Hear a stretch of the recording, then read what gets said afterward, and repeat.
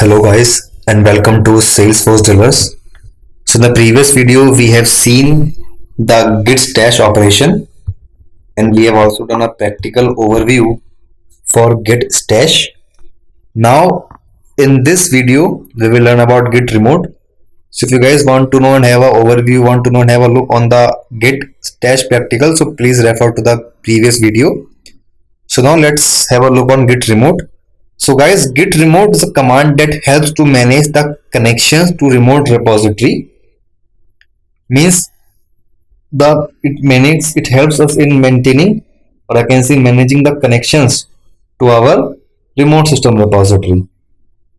Okay, so let us have a look on the practical overview for git remote. So this is our local system repository. So if we will do git remote over here,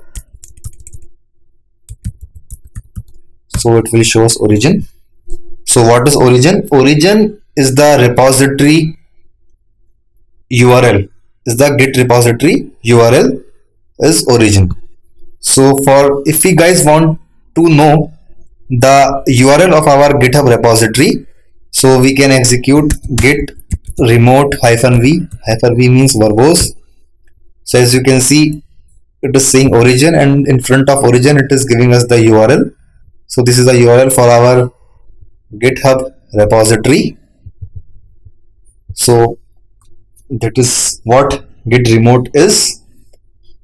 So git remote command helps to manage the connections to the remote repositories, and we can also execute the operations like pull, push, and all those operations using the git remote.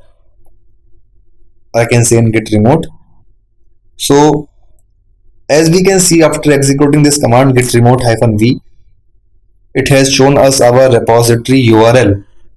So if you guys want, then we can add a pet name, or I can say a nickname for our this repository URL, or I can say this remote repository URL.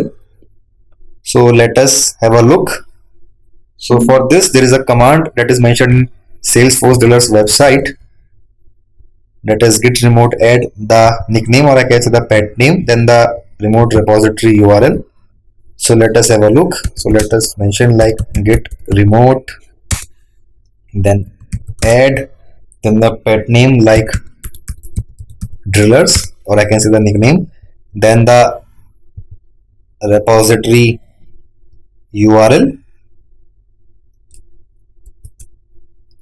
Let us press enter. So now as we can see, it has added the drillers as an pet name. So if I'll do git remote -v, so now along with the origin, it will also show us the pet name, that is drillers. Now in place of origin, we can use drillers in our command, and these drillers will refer to the repository URL, just what the origin was doing. So let us have a look, have a practical overview. So let us now add some file in our remote repository, and we'll try to pull it using the drillers as origin. So this is our remote system repository. So let us create a new file over here. We'll click on create new file. Let us mention the file name as remote.txt and mention the content here like remote demo. Then we will click on commit new file. So as we can see, a new file has been added, remote.txt. Now let us try to take the pull of the remote repository by using drillers as the origin. So we will use git pull drillers, then the branch name. So if I'll press enter, so as we can see, it has taken the pull of our remote repository, and a new file which says remote.txt is now downloaded, and our local system repository has updated with respect to the remote one.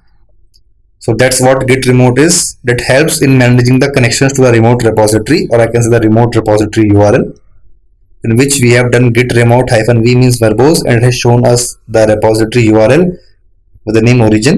So what is origin?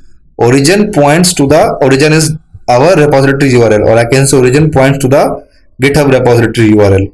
And then we have added a pet name drillers to our repository. And then again, when we have done git remote -v along with the origin, it has shown our pet name with the GitHub repository URL.